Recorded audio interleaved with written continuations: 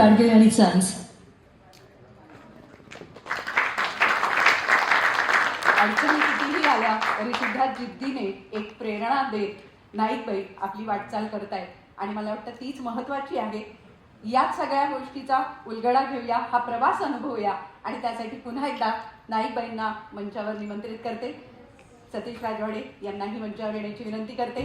आणि आत्ता या प्रोमोमध्ये आपण ज्यांना पाहिलं, नाईकबाईंचे पती अतुल काळे आणि सासूबाई ज्येष्ठ अभिनेत्री शीतल शुक्ल यांनाही मंचावर येण्याची विनंती करते.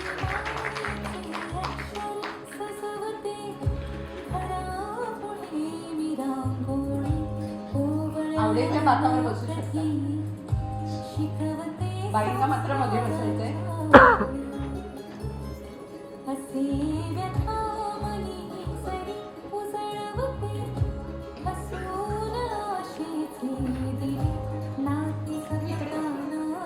खास तुझ्यासाठी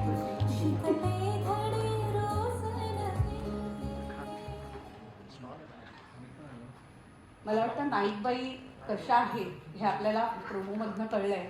पण ऐश्वर्या, ही भूमिका करत असताना तू हाडाची शिक्षिका तर आहेस, म्हणजे नाईकबाई हाडाच्या शिक्षिका तर आहेत, पण त्या उत्तम गृहिणी आहेत, घर सांभाळत आहेत. इतका विरोध असून सुद्धा त्या काहीच बोलत नाहीयेत आणि पूर्ण नाती जोडून ठेवण्यासाठी जे कष्ट आहेत तेही घेताना आपल्याला दिसत आहेत. काय वाटतंय या भूमिकेविषयी? हो, नाही तुम्ही प्रोमोत बघितलंच आहे. नाईकबाई म्हणजे शारदा जी आहे ती खरंच असं सगळं कुटुंब, जसं तिचं शाळेचं एक कुटुंब आहे तसंच तिचं घरचं आहे. रादर उलट बोलायला हवं, पण शाळा ही शारदाच्या खूप जवळ आहे. तर त्या सगळ्या कुटुंबाला पुढे नेणारी, पुढे घेऊन जाणारी अशी ती आहे. अर्थात आता या कुटुंबामध्ये वेगवेगळ्या स्वभावाची माणसं आहेत आणि ती वेगवेगळ्या स्वभावाची आपल्याला जरी वाटत असेल की अरे इतकी हार्श काय, इतकी अशी, पण त्यांची गोष्ट आहे, त्यांचे काही मतं आहेत किंवा त्यांच्या बाबतीत त्यांनी काही एक गृहीत धरलेल्या आहेत गोष्टी आणि त्या पद्धतीत ती रिॲक्ट होतात. म्हणजे कदाचित आपल्याला त्यांची बाजू कळल्यावर वाटेल की अच्छा हो असं होतं का तुमच्या मनात, पण हे असं खरं तर नव्हतं. तर ती त्यांच्या बाजूने ती बरोबरच आहे त्यांच्या दृष्टीने आपण बघितलं तर. मग अशा वेळेला शारदाचं असं म्हणणं असतं की अरेला कार्य करून नाती तुटूच शकतात, त्याला काही वेळ नाही लागत, पण त्यांनी काही साध्य होत नाही. पण आपण जर आपल्या लिमिटपर्यंत समोरच्याला समजून घेतलं, एक माणूस म्हणून माणसाला समजून घेतलं आणि पुढे जात राहिलो तर कुटुंब व्यवस्था टिकेल, ते कुटुंब शांत राहील आणि त्यांची एकमेकांबरोबर नात्यातली जी देवाणघेवाण आहे ती सुरू राहील आणि एक छान नाईक फॅमिली अशी एक अस्तित्वात राहील. जर अरेला कार्य केलं, अरे यांचं मला पटत नाहीये, त्यांचं मला पटत नाहीये म्हणून रिॲक्ट होत राहिली शारदा, तर मग कशातच कुठलंच समाधान मिळणार नाही. कदाचित आता 10 वेळा ओरडा खाल्ल्यानंतर एकदा तिच्याबद्दल सॉफ्ट कॉर्नर असेल तो मिळाला तर त्याच्यातलं तरी समाधान तिला मिळेल. पण जर नुसतंच भांडाभांडी वादावादी होत राहिली, त्यांना आपण रिॲक्ट करत गेलो तर ते होणार नाही असं समजून चालणारी ही शारदा आहे. म्हणजे तिला असं वाटत असतं की जितकं माझ्याच्याने शक्य होईल, जितकं मला करता येईल तितकं मी करणार आहे या घरासाठी आणि मला करायचं आहे. आणि ते जबरदस्तीने नाही, ते तिला मनापासून वाटतंय की मला नानीसाठी काहीतरी केलंच पाहिजे, कारण त्यांच्या घरात त्यांनी आपल्याला राहू दिलंय, त्यांच्या घरात त्याचे तिच्या नावावर असेल घर पण ती आपल्याला राहू देते आणि तिचा स्वभाव तसा आहे. ती मुद्दाहून वागत नाही, पण तिच्या स्वभावातच आहे तसं वागणं. त्यामुळे तिच्यावर चिडून काय करणार आहे, ठीक आहे तुला हे पाहिजे ना, मी हे तुम्हाला करून देते. आणि तिने समजून घेतलंच आहे माझ्या लग्नापासून, असं या शारदाचं म्हणणं आहे. आणि हेमंतच्या बाबतीत म्हणाल तर हेमंतला त्याचे काहीतरी व्याप आहेत त्याच्या डोक्यात, त्यामुळे तो त्याच्या व्यापातली त्याची लिंक तुटली, माझ्यामुळे तुटली, चहा घ्या अमुक करा, की तो चिडतो, तो त्रासतो की अरे थांब जरा, मला माझ्या डोक्यात एक गोष्ट आहे, ती चांगली आहे वाईट आहे, योग्य अयोग्य हा वेगळा मुद्दा आहे, पण ती शारदामुळे कुठेतरी डिस्टर्ब होते आणि त्याला असं वाटतं राहतं की अरे थांब ना, तू मध्ये मध्ये करू नको, किंवा तू त्याच्या अपेक्षेप्रमाणे शारदाचं नाही वागली तर त्याची चिडचिड होते. त्याचा ऑफकोर्स मुलगा म्हणून सॉफ्ट कॉर्नर आईसाठी आहेच आणि आई त्याच्या जास्त जवळ आहे कारण ती आई आहे शेवटी, त्यामुळे बायकोवर चिडचिड होणं. आणि मग शारदाचं म्हणणं असतं की ठीक आहे, हक्काचं माणूस असतं त्याच्यावरच चिडचिड होते, जर आपलं प्रेम असेल तरच आपली चिडचिड होते आणि आपण आपला जो राग असतो, जे आपलं म्हणणं असतं ते आपल्या माणसावर आपण काढू शकतो. तर अशी सगळी एकमेकांमध्ये गुंफलेली नाती आहेत. माझी मुलं आहेत, तर त्यांच्याबरोबरची समीकरणं तर आणखीनच वेगळी आहेत. पण हीच तर गंमत आहे ना, म्हणजे सगळं जर सलग आणि काय म्हणून सपक दृष्टीने एकमेकांबरोबर रिॲक्ट होत राहिले तर त्यातली त्या नात्यातली गंमत नाही येणार, ती जगण्यातली गंमत नाही येणार. कुठेतरी वरखाली आहे म्हणून ती गंमत आहे, असं हे नाईक फॅमिलीतलं शारदाचं म्हणणं आहे आणि त्यामुळे ती तशी वागते. बरोबर. वा. मला वाटतं शारदा नेमकी कशी आहे ती आम्हाला तुझ्याकडनं उलगडली. पण इतकी समंजस बायको आहे तर जरा नाही थोडंसं करवाजलं तर चालणार नाही का नवऱ्याने? म्हणजे इतकी समंजस बायको आहे, इतकं छान म्हणते की काहीतरी लिंक लागलेली असते आणि मग मी कशाला डिस्टर्ब करू वगैरे वगैरे. तर मग जरा म्हणजे मुळातच ना हे जे कॅरेक्टर आहे हेमंत, हा माणूसच नालायक आहे. म्हणजे एवढी छान बायको आहे, सगळं समजून घेते, सगळं करते, तरी ह्याच्या डोक्यात काही व्याप नाहीये, त्याचे धंदेच वेगळे आहेत. हे बरं. कॅरेक्टर सांगितलं ना, लोकांपुढे तरी आपली इज्जत नको निघायला. बघा पुन्हा एकदा सावरून घेतलं बायकोने. हा बायको ती नेहमीच सावरते सगळ्याच बाबतीत. पण मला असं वाटतं की हे कॅरेक्टर करताना ना मला जाम त्रास होतोय, कारण मुळात तसा नाहीये मी, असं मला वाटतं. म्हणजे सॉफ्ट आहे मी थोडा, पण इथे म्हणजे हिला मी म्हणजे का एवढं सहन करते ही, तर कारण हा नवरा ना नालायकच आहे, याला नसते धंदे आहेत, हा जुगार खेळतो, हा दारू पितो. आणि मी हे केलं नाही, दारू प्यायलो आता पित नाही, पण मला माहिती आहे ते काय होतं आणि कसं होतं.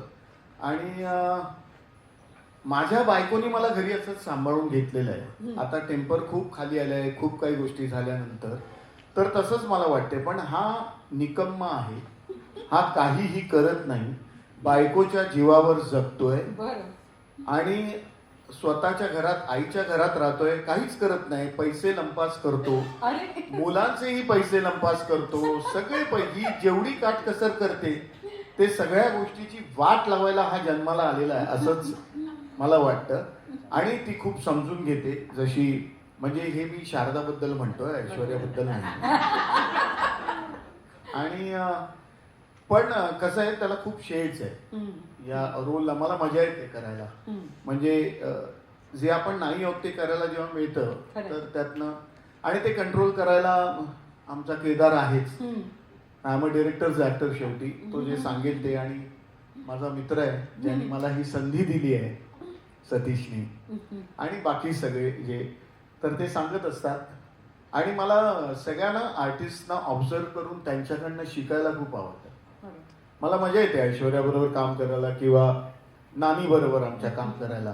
सगळेच इकडे सगळे टॅलेंटेड लोक आहेत, तर डे बाय डे मी शिकतोय, शिकवणी चालू आहे माझी. And I am enjoying the whole thing. म्हणजे नाईकबाईंच्या परीक्षेत पास होणार का असं आता ते मी नाही ना ठरवू शकत. आता ते लेखक बघूया, काय, हा ते काय पुढे ठरवतील काय ते. होतं ते बघूया. पण खरंच नानी इतकी खाष्ट आहे का? शीतलताई काय सांगणार? नानी खाष्ट आहे पण दुष्ट नाही. वा. हे महत्वाचं आहे. ती कारवाया करत नाही, ती तोंडावर बोलते. जे काही असेल ते तोंडावर. तिला वाटेल तशी बोलते, ती तिच्या माहेरावरून बोलते, जसं इतर सासू बोलतात काही काही जुन्या, आताच्या जुन्या बोलतात, तर तशी नानी आहे. नालायक मुलगा जरी असला तरी कसं असतं, आपलं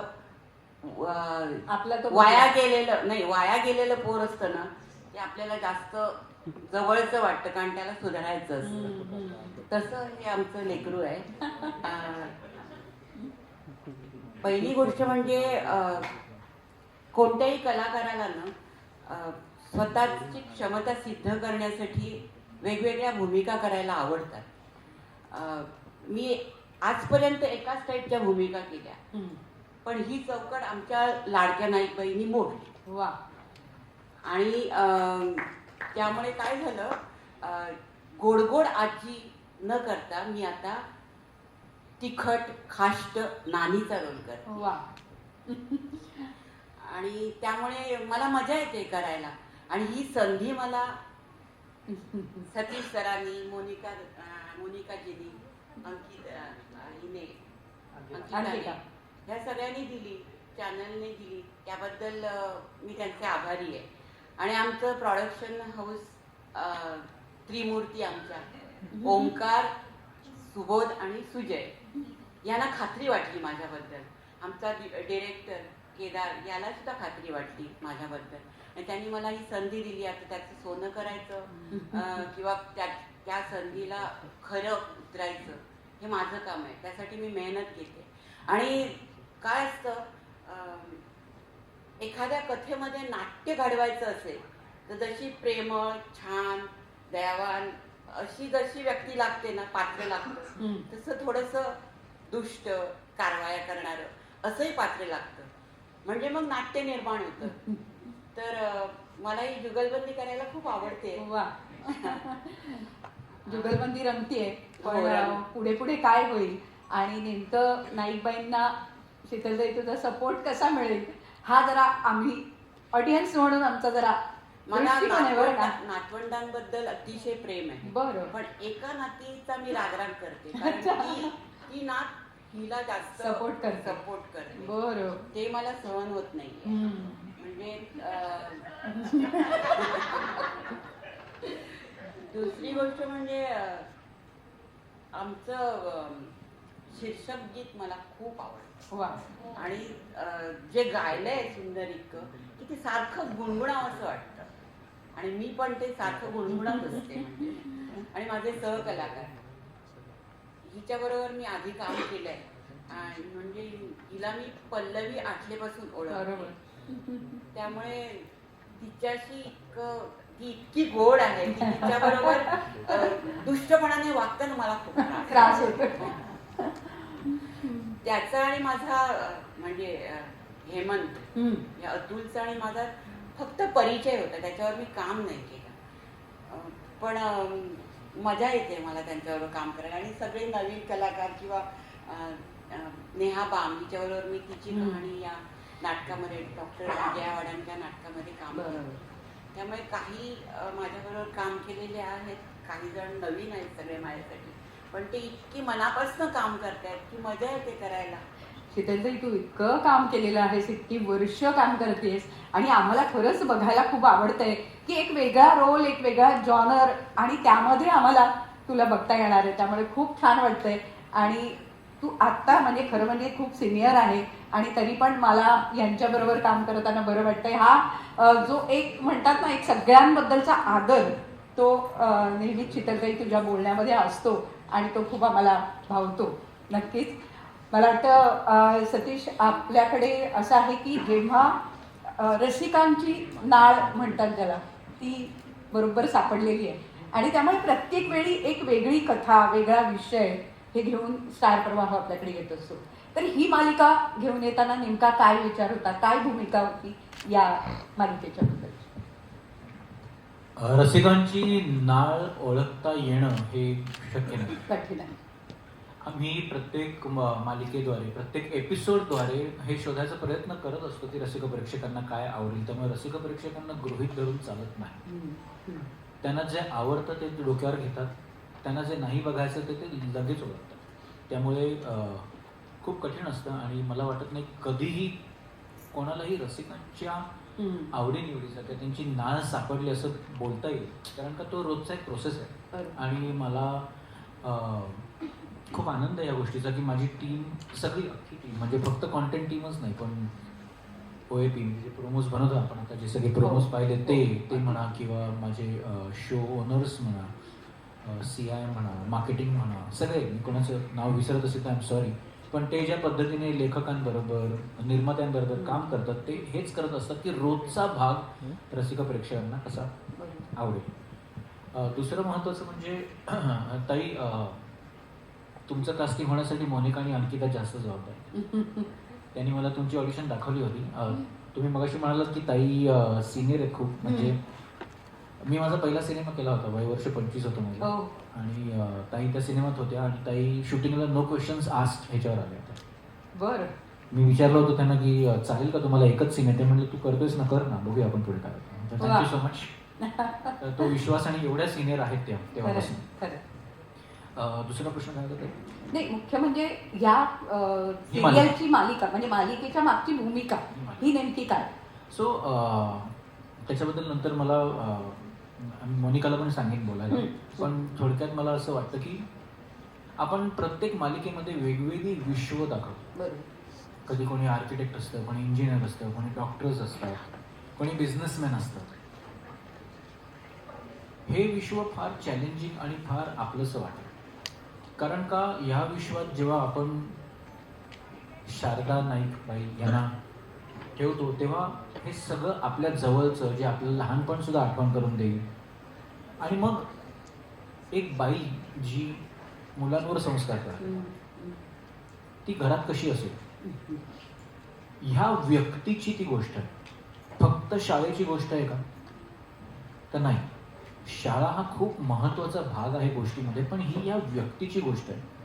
ज्या पद्धतीने ही व्यक्ती ही तारेवरची कसरत.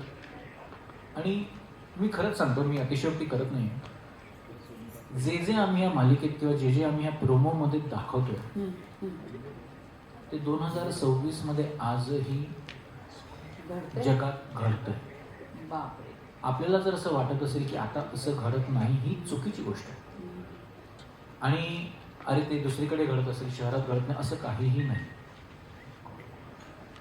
अजूनही अशा पद्धतीची माणसं जगात आहेत ज्यांना हेमंत जे पात्र आहे त्यांना कमीपणा वाटतो की आपली बायको आपल्यापेक्षा 2 पावलं पुढे आहे. आणि हे मान्य करायला काहीही कमीपणा वाटू नये आपण. कारण का जगात अशी माणसं आहेत.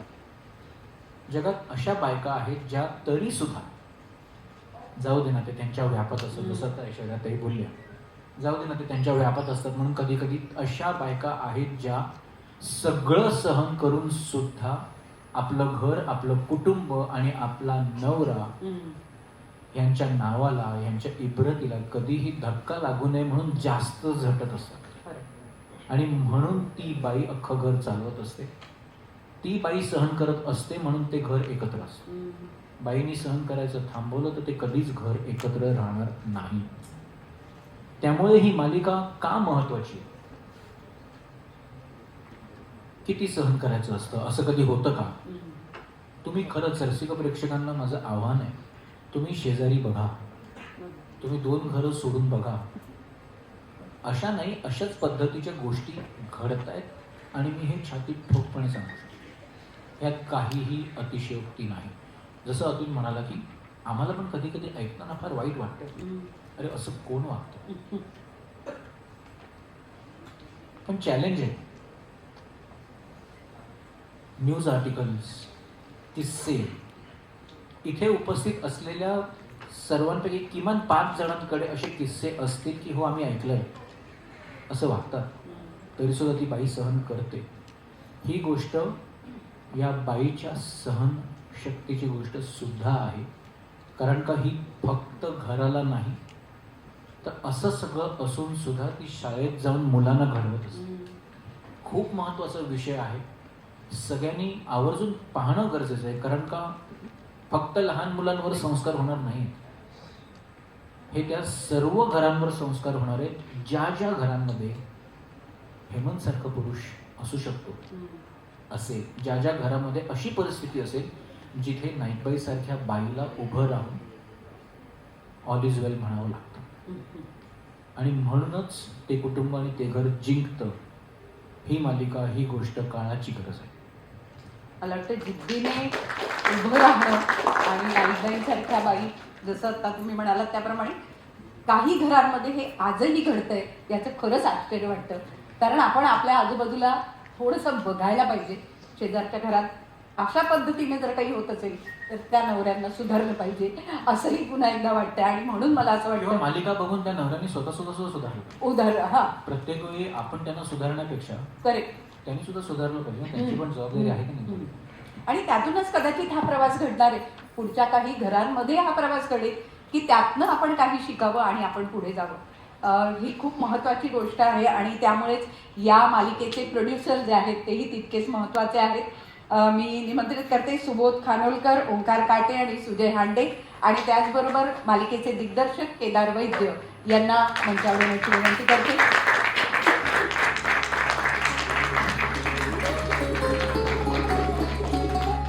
गिरगुनी मायेचे अक्षर सजवते घरापुढे निरागुण ओवळ्या मनाप्रती शिकवते संस्काराच्या ओळी. असे व्यथा मनी जरी उजळवते हसून आशेचे दिवे नाते सतताना मी शिकते धडे रोज नवे. मला वाटतं दिग्दर्शक म्हणून केदारपासून सुरुवात करूया की ह्या सगळ्यामधनं हा एक डोलारा उभा करायचा आहे आणि तो डोलारा उभा करताना योग्य ते लोकांपर्यंत पोहोचलं पाहिजे. हे खूप मोठं चॅलेंज आहे. त्यामुळे दिग्दर्शक म्हणून काय नेमकी भूमिका आहे, केदार आपल्यापासून सुरुवात करूया.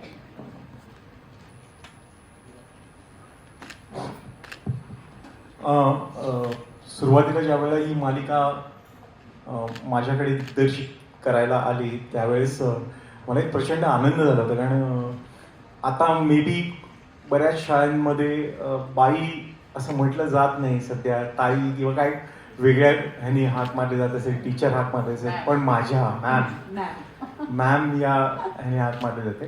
पण माझ्या शाळेत आम्ही बाईच हाक मारायचो आणि त्या बाईंचं भावविश्व मी खूप जवळून बघितलेलं आहे. मी मागच्या एका प्रसंगात एकदा सांगितलंही होतं की खूप लहान असताना आम्हाला एक वर्ग शिक्षिका होत्या आणि त्या नेहमी हसतमुख असायच्या आणि त्या जेव्हा वर्गात यायच्या त्यावेळेला आम्हाला प्रचंड आनंद व्हायचा आणि आम्हाला प्रत्येक वेळेला असं वाटायचं की प्रत्येक इयत्तेत आम्हाला या वर्ग शिक्षिका असाव्या. एक दिवस एक असा होता की ज्या दिवशी त्या आल्या आणि फळ्यावर ज्या वेळेला लिहायला लागल्या होत्या त्यावेळेला आम्ही जी थोडेफार जी मुलं होतो जी पुढच्या बेंचवर बसले होतो तर त्यांना आम्हाला दिसत होतं की त्यांच्या डोळ्यात अश्रू होते आणि त्या रडत होत्या. आणि मग हा जो सिलसिला आहे हा बरेच दिवस सुरू राहिला आणि मग ते काही कान गोष्टी असतात, काही हे असतात, त्याच्यावरनं असं कळलं होतं मला की तर कितीही आमच्या समोर हसतमुख असल्या ना तरी सुद्धा त्यांच्या घरी त्यांना एक त्रास होता आणि तो जो मी आता नाईकबाई या तुम्ही त्या प्रोमोमध्ये जसं बघितलं तो त्याच पद्धतीचा होता. त्यामुळे हे भावविश्व जे आहे बाईंचं आणि त्यांच्या कुटुंबाचं हे मी खूप जवळून पाहिलंय आणि त्यामुळे आपण जे पाहतो, आपण जे अनुभवतो तर ते इतक्या जवळून पाहिलं असल्यामुळे मला असं वाटतं की नाईकबाईंचं पहिली भावविश्व त्याच पद्धतीने उभं करावं असं म्हणजे मी माझ्या दिग्दर्शनात येत होतं. आणि प्रत्येक कॅरेक्टर्स जे आहेत, प्रत्येक हे जे आहेत ती पहिली गोष्ट म्हणजे ही जसं सतीशने सांगितलं त्या पद्धतीने ती या भूतलावरची आहेत. ही कुठली वेगळी कॅरेक्टर्स किंवा ही उभी राहिलेली आणि कोणीतरी काही लेखकांनी लिहिली की त्यांच्या कल्पना विश्वातली अशी कॅरेक्टर्स नाही आहेत, ही आजूबाजूची कॅरेक्टर्स आहेत. सो हे उभं करताना एक टास्क आहे माझ्यासमोर. आणि दुसरी गोष्ट म्हणजे की ही एक अशी मालिका आहे की ज्याचे प्रत्येक रिॲक्शन्स, प्रत्येक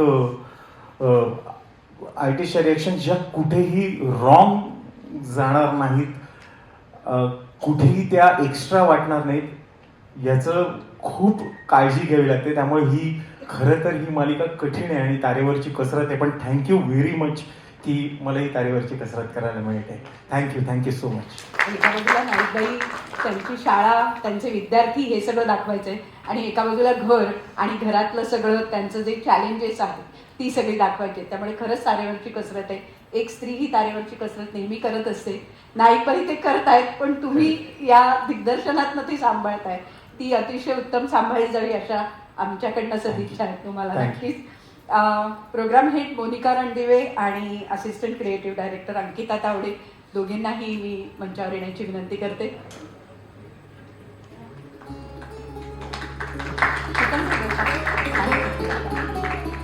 आहे तिथे जागा किरण ताई तुम्ही बसा. मायेचे अक्षर सजवते घरामध्ये रांगोळी कोवळ्या मनातही शिकवते संस्काराच्या ओळी असे व्यथा मनी.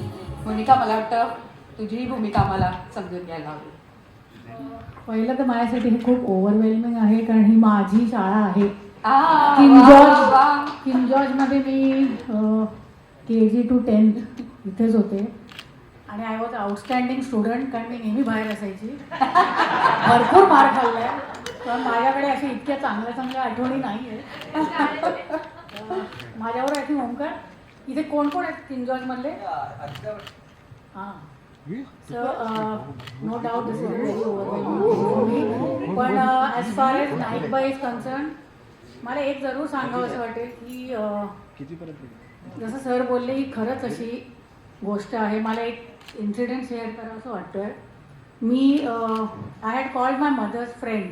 ती या शाळेची एक्स टीचर होती आणि मी तिला सांगितलं की आपली नवीन सिरियल येते आणि तू जरूर बघ. तेव्हा तिने मला एक किस्सा सांगितला की ह्या शाळेत त्यांच्याबरोबर तिची मैत्रीण होती teacher and one day she came to the staff room आणि तिच्या हातावर डाग होता चटका. तर तिने विचारलं की काय झालं आणि तिने सांगितलं की माझ्या नवऱ्याने गरम कुकर उचलून मला त्याचा चटका दिला. का तर 4थी शिटी झाली आणि गॅस वाया गेला म्हणून तिच्या हातावर चटका दिला होता. आणि तीच टीचर थोड्या वेळाने तिच्या क्लासरूममध्ये गेली आणि she was teaching the children very happily. So आपण सर जसं बोलले की मला ते इतकं लागले ही गोष्ट की नाईकबाई हे फक्त शोमध्ये भले ती एका बाईला रिप्रेझेंट करत असेल पण I think it is a mirror of the society. I think आपल्या घरोघरी नाईकबाई आहेत आणि आपण जे त्यांना टेकन फॉर ग्रँटेड घेतो किंवा ते जे कष्ट करतात त्यांचा जो स्ट्रगल आहे त्याला आपण ॲप्रिशिएट करत नाही. मग ती तुमची आई असो बहीण असो बायको असो कोणी असो. सो आय होप की ही सिरियल बघितल्यानंतर they will respect all the नाईकबाईज अराउंड देम आणि असं व्हावं अशी माझी तरी इच्छा आहे. सो नो डाऊट की सिरियलमध्ये जी फक्त एका प्रोटॅगनिस्टची स्टोरी आहे ती सोसायटीमध्ये आय थिंक बऱ्याच बायकांची गोष्ट आहे. मग ती CEO असो किंवा होममेकर असो. सो आय फील की तुम्ही जरूर बघा. आणि मला एक I want to call somebody up and that is Archana Joshi who is the writer of this show. तिने हे लिहिलेली गोष्ट आहे. तिने हे कॅरेक्टर्स काढले छोटे छोटे आणि बऱ्याचशा अशा गोष्टी खरंच दाखवल्यात की ज्या आम्ही जेव्हा स्टोरी करताना बसतो ना तेव्हा बरेचसे एक्सपिरियन्स सांगतो एकमेकांना आणि त्यातनं या सगळ्या कॅरेक्टर आणि ट्रॅक्स निघतात. आणि सर जसं बोलले तसं हे खरंच होतं आहे आपल्याकडे अजूनही. So that's why I wanted to call her also on the stage because तिच्या रायटिंग म्हणणं हे थँक्यू सो मच. कोवळ्या मनातही मला आवडेल की मी जर 4 शब्द बोलले तर. नक्कीच.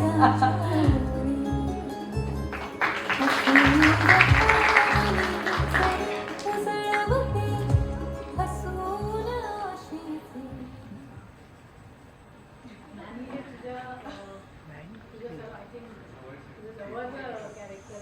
तुमच्या अनुभवातलं तुझ्या आजूबाजूला पाहिजे. नमस्कार सगळ्यांना. Thank you Monika for keeping me in this position. It's a very overwhelming कारण जे कॅरेक्टर्स तुम्ही म्हणजे बघितले आपल्या लाईफमध्ये अर्चना आणि माईक थोडं. जे कॅरेक्टर्स तुम्ही बघितलंय आणखी कोणाला जसं जीवन जगताना बघितलंय ते तेव्हा एकदा तुम्ही कुठेतरी पेन डाऊन करता सगळं आणि मग ते कॅरेक्टर्स तुमच्या समोर येतात आणि ते तसे वागतात तर तुम्हाला खूप अचिव्हमेंटची फिलिंग होते आणि तुमच्या सगळ्यांच्यामुळे मला ती फिलिंग होती. तर थँक्यू सो मच. आणि बेसिकली माझी आई टीचर होती आणि मी स्कूल्समध्येच वाढले कारण सकाळची माझी सकाळची शाळा असायची तिची दुपारची तर मी 7:30 वाजता शाळेत जायचे, त्यानंतर मी संध्याकाळी 6:30 वाजता तिच्याबरोबर शाळेतून परत यायचे.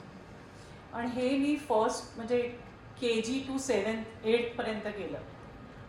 तर मी ती शाळा आणि ती अशीच एक ट्रस्टची शाळा होती जिथे सगळ्या मिडल क्लास टीचर्स होत्या आणि त्याच्याजवळ एक असं इंदोरची गोष्ट आहे ही, तिथे एक असं छोटंसं काय म्हणतात धारावी एक असं इंदोरमध्ये एक जागा आहे चंपाबाग, तर त्याचे सगळे मुलं असायचे. आणि मला आठवतं आहे की माझी आई शाळा सुटल्यानंतर टीचर्स ग्रुप बनवून त्या मोहल्ल्यामध्ये जायची आणि त्यांना आयांना म्हणायचे की तुमच्या मुलांना शाळेत पाठवा, म्हणजे तो काळ होता. तर ती माझ्या आईची पूर्ण जर्नी मी बघितली. आणि त्या जनरेशनच्या पूर्ण आया ज्या होत्या त्या बायकांना रिप्रेझेंट करत होत्या की बायकांनी काम करणं सुरू केलं होतं पण हाऊसवाईफच्या रिस्पॉन्सिबिलिटीज नव्हत्या संपल्या. तर जशा तुमच्या टीचर ज्या आहेत त्या म्हणजे ती जनरेशन तुम्हाला बघून मला माझ्या आईची आठवण आली की तिचा तो स्ट्रगल होता की घरात चांगली सून पण व्हायचंय, मुलगी पण व्हायचंय, आई पण व्हायचंय आणि बेस्ट टीचर पण व्हायचंय. तर तो स्ट्रगल खूप डिफिकल्ट होता. अजूनही तो प्रवास थांबला नाहीये. तोच प्रवास माझ्या मनात होता आणि थँकफुली ती अपॉर्च्युनिटी आली ते लिहिण्याची. म्हणजे खरी गोष्ट, मनातली गोष्ट लिहायला खूप कमी मिळते आम्हाला टेलिव्हिजनमध्ये, पण दिस इज द वन अपॉर्च्युनिटी की ज्याच्यामध्ये जे बघितलंय, जी रियालिटीशी कनेक्टेड आहे तीच गोष्ट मी लिहिती आहे. तर छान वाटतंय लिहायला. खूप चॅलेंजिंग आहे कारण ह्याच्यात खूप ड्रामा नाही आहे जसं असतो. जो नाईकबाईंच्या लाईफमध्ये ड्रामा आहे तोच माझ्या आईच्या लाईफमध्ये ड्रामा होता. तर तो ड्रामा आज आणखी बऱ्याच टीचर्स होते त्यांच्या लाईफमध्ये जे घडत होतं ते मी जे बघितलं तेच लिहिण्याचा प्रयत्न करते.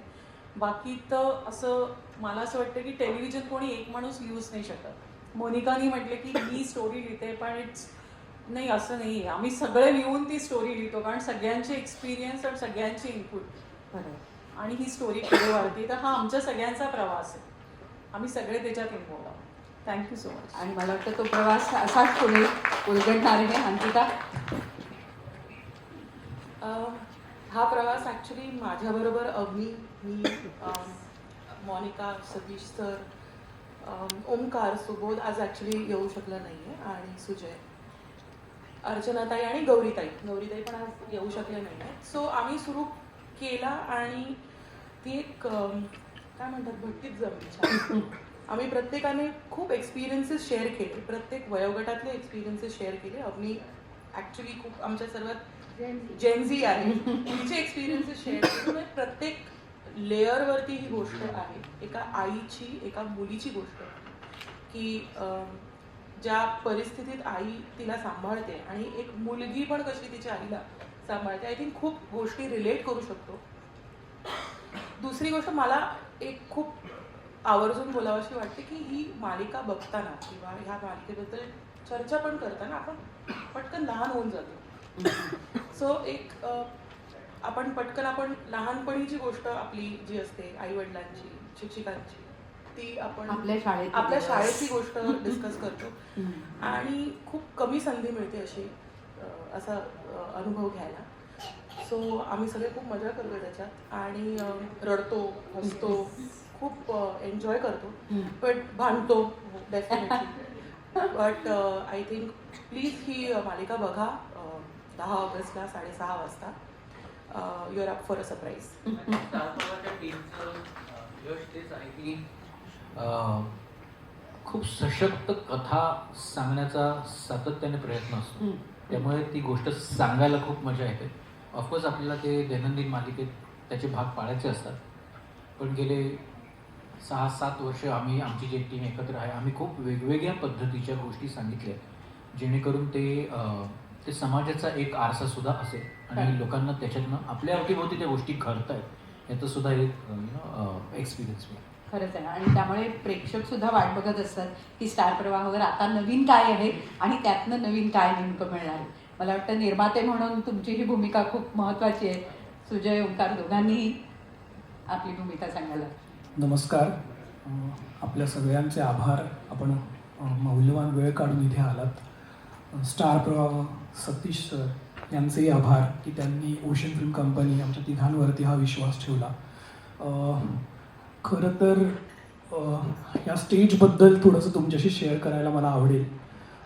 आपण नाईकबाईंबद्दल बोलतो आहे, तर मी IASचाच विद्यार्थी आणि ज्युनियर KGमध्ये माझ्या शिक्षकांनी माझा हात धरून ह्या विंगेतून मला या स्टेजवरती आणलं होतं आणि आज त्याच विषयाला धरून अनुसरून तिथून उठून इथे येऊन बसलो आहे, पण बेंचवरतीच आहे. तर ती संधी मला स्टार प्रवाहाकडूनच मिळाली.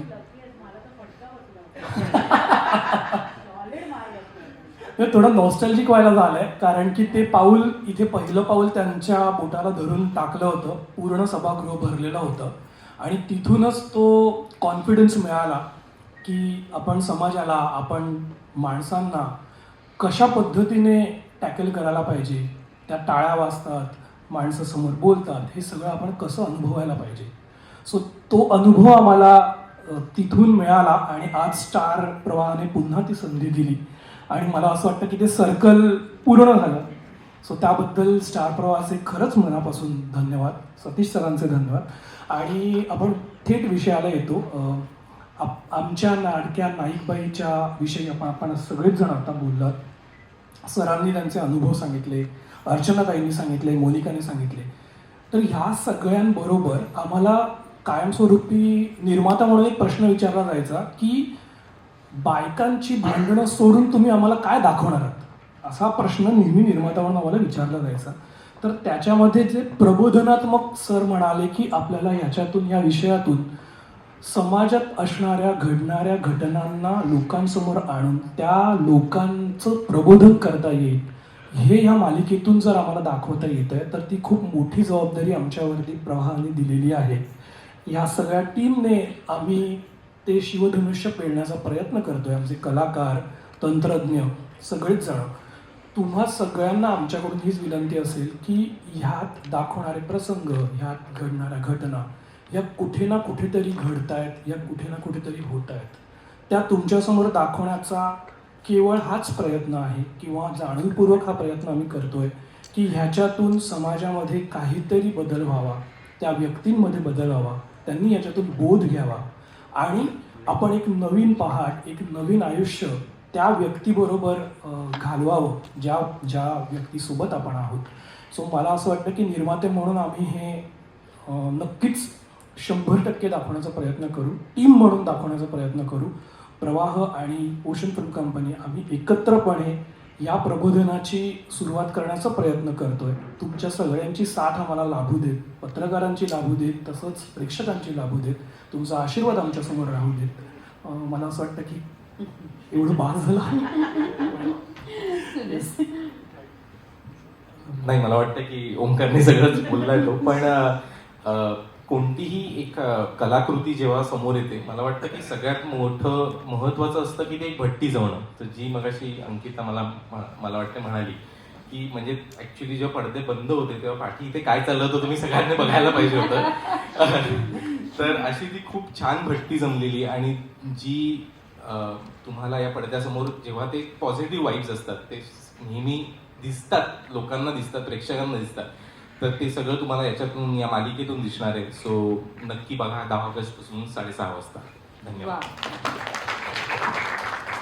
मला वाटतं टीम म्हणून सुद्धा खूप महत्वाचा एक आवर्जून गोष्ट सांगावीशी वाटते की प्रत्येक कलाकृती ही तुमच्यासमोर येण्याच्या आधी त्याचे काही ग्लिम्सेस येणं आवश्यक असतं आणि ते ग्लिम्सेस उत्तम पद्धतीने त्याची मांडणी करणं गरजेचं असतं. तर ह्याचे प्रोमोज, आमच्या नाईकबाईचे जे प्रोमोज केले तर संतोष दादा समोर आहे, संतोष पाटील. मी जाणीवपूर्वक नाव याच्यासाठी घेतलं कारण की प्रत्येक प्रोमो बघितल्यानंतर जेवढी माणसं आम्हाला भेटली त्या प्रत्येकाने आम्हाला सांगितलं अरे कुछ तो ना होत नाही अरे उधर कुछ तो खरंच एकदम काहीतरी जबरदस्त येतं. तर ती गोष्ट, तो थॉट मनाला भिडणं त्या 1 मिनिटात, 1.5 मिनिटात हे लोकांपर्यंत पोहोचणं हे खूप महत्त्वाचं असतं. कारण की हा बेस असतो. ती मालिका लोकांसमोर येण्याच्या आधी लोकांमध्ये त्याच्याबद्दल कुतूहलता, त्याच्याबद्दलचं आकर्षण निर्माण करण्यासाठी.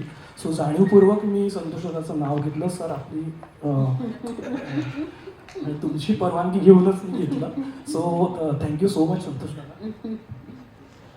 संतोष केबीची अख्खी टीम, संतोषची अख्खी टीम, संतोषचे स्क्रिप्ट रायटर्स, हे तर आमची लाईफलाईन आहे. त्यांचं नाव नाही घेतलं तर उद्या कदाचित आम्ही पोचणार नाही त्यांना. They are keeping us running. म्हणजे बरं झालं तू बोललास, कारण सेफ्टी पिन जी दिसत नाही पण वेळेवर कामाला येते आणि काम झाल्यानंतर आपण ती परत विसरून जातो. ह्याची सिमिली एका बाईबरोबर लावून कधी most of the times her job is thankless, but we need her whenever it is a desperate situation. या सगळ्या इन्साइट्स घेऊन ही टीम एकत्र बसून, मार्केटिंग, OAP म्हणजे संतोषची टीम एकत्र बसून हे कम्युनिकेशन्स क्रिएट करतात आणि मग अशी पावती मिळते. त्यामुळे thank you so much guys. Thanks a lot. मला वाटतं ही टीमवर्कच खूप महत्त्वाचं आहे. जसं स्टार प्रवाहाची टीम आहे आणि निर्माता म्हणून तुमची टीम आहे, या सगळ्या टीमने एकत्र येऊन खरं तर केलं आहे. आणि म्हणून सतीश सर, मला सांगावंसं वाटतं की प्रत्येक बाईकडे सेफ्टी पिन ही असतेच, कुठे ना कुठे ती सापडतेच, कारण ती कधीही उपयोगी पडते. असंच आहे बाईचं आयुष्य. मला वाटतं मी फक्त कलाकारांना इथे थांबायची विनंती करेन आणि सतीश सर तुम्हाला, बाकी सगळ्यांनी आपण खाली स्थानापन्न होऊया. आणि नाईकबाईंचं कुटुंब मोठं आहे, त्यामुळे त्या कुटुंबातल्या काही व्यक्तींना मला मंचावर बोलवायचे. नाईकबाईंची मोठी मुलगी अर्थात त्या भूमिकेमध्ये पूजा ठोंबरे, धाकट्या मुलीच्या भूमिकेमध्ये दक्षता जोईल, जावई आनंद प्रभू, नातीची भूमिका जिने केली शार्वी नाईक, मुलगा स्वानंद केतकर. आणि या सगळ्यांच्या बरोबरीने एक वेगळं, म्हणजे जे म्हणतात ना, प्रत्येक मालिकेमध्ये एक ते असं पात्र लागतं की ज्याच्यामुळे थोडंसं तिखट मिठाचा जो लहेजा असतो तो येतो. तर अमृता धोंडगे म्हणजे लाडबाई, यांना सगळ्यांनाच मी मंचावर यायची विनंती करते.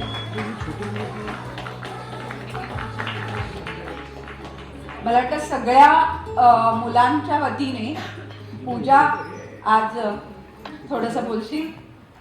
सगळ्यांच्या वतीने प्रातिनिधिक असं तू आज बोलायचंय. पूजा आणि दक्षता दोघींनी बोला.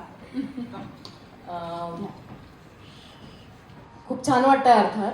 आणि आधीच मी स्टार प्रवाहाचे आणि प्रोडक्शन हाऊसचे खूप आभार मानेन, कारण त्यांनी ना कास्टिंग करताना एक स्टिरियोटाईप मोडला.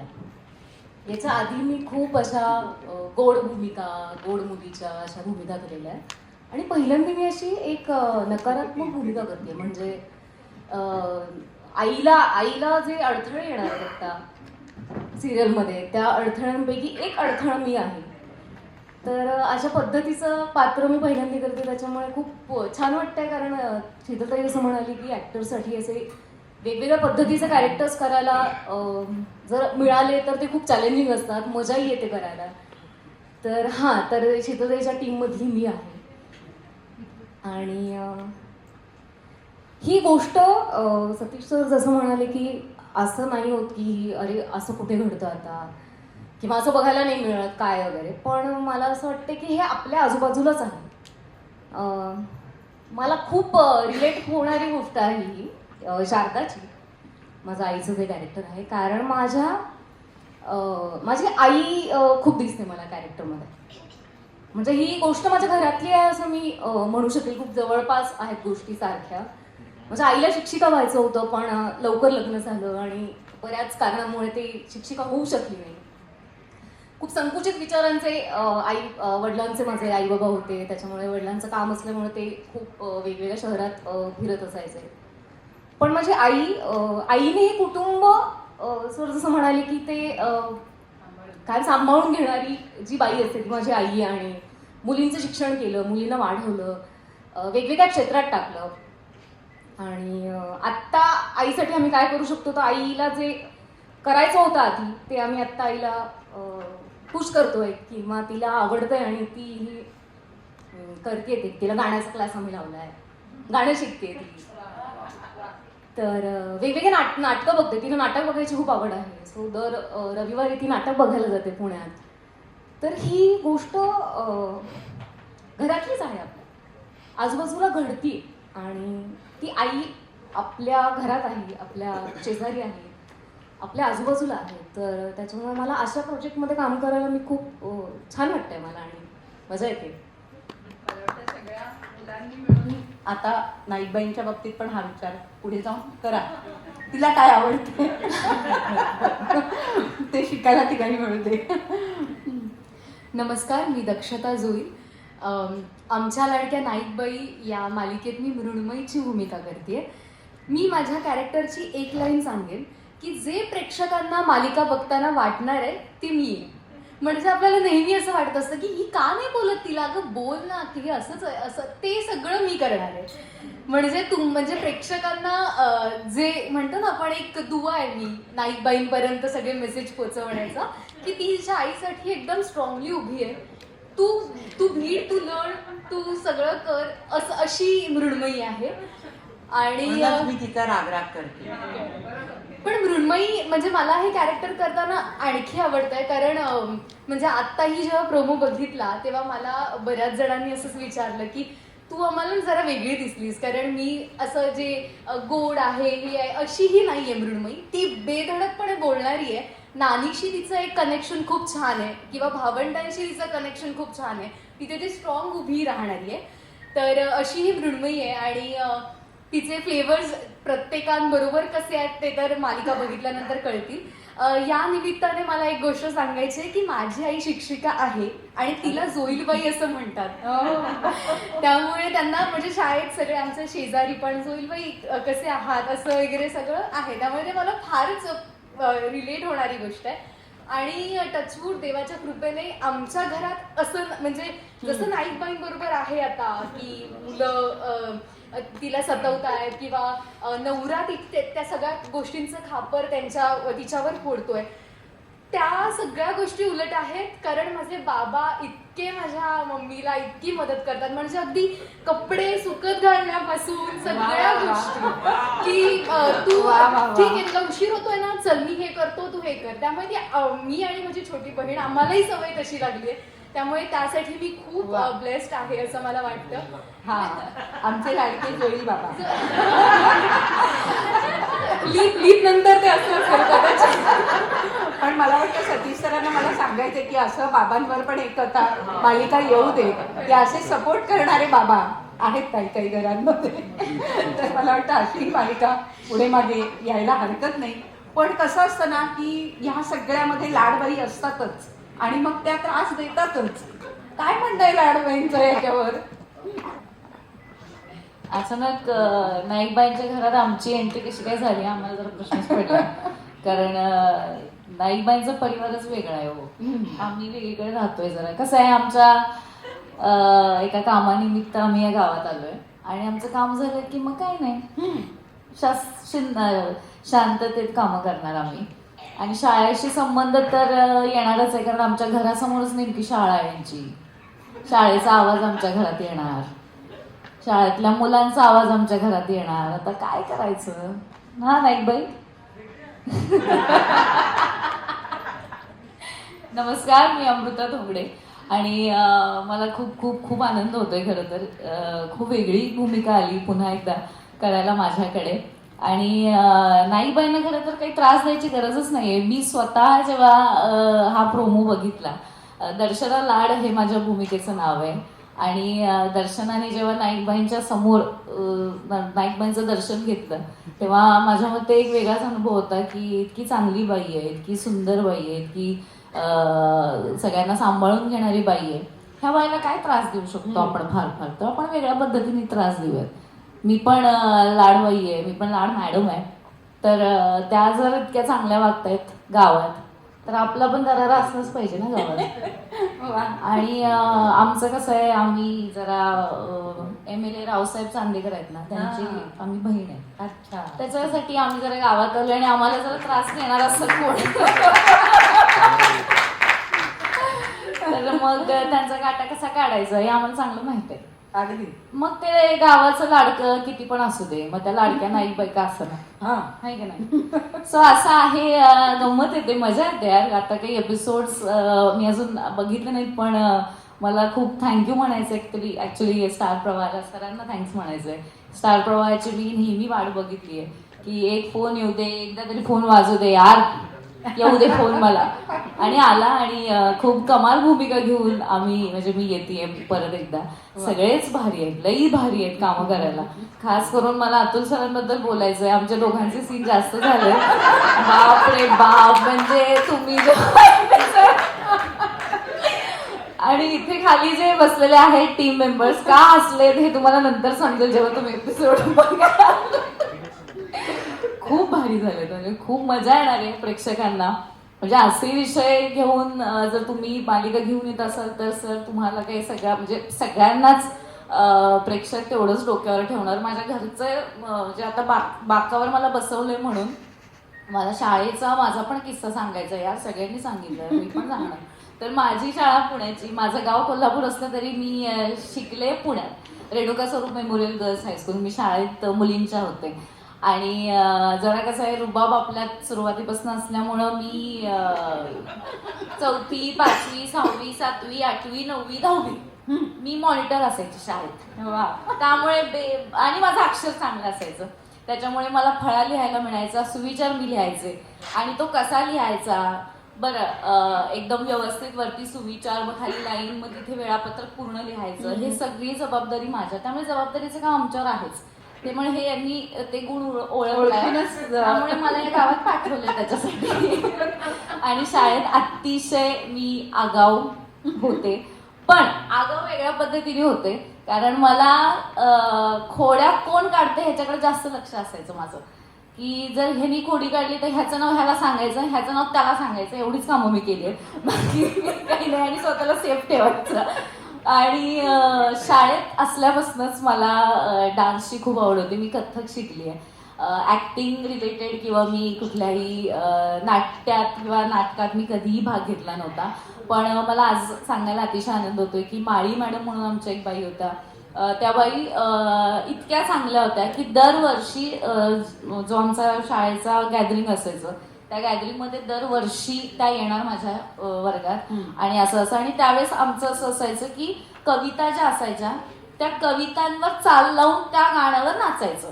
म्हणजे शाळेतल्याच कवितांवरती, बाहेरची गाणी नाही चालणार. त्यामुळे त्या कवितांवर आम्ही नाचायचो. मग मी नेहमी शेतकऱ्यांचं असायचं आणि माझं ठरलेलं असायचं की मी पहिलाच नाचणार, म्हणजे मला साईडला बिडला नाही, मध्यभागीच मला नाचवायचं. सो हे आधीपासूनच आहे की माझ्या पुढे कुणी यायचं नाही पाहिजे. रुबाब आहे, रुबाब कायम आहे.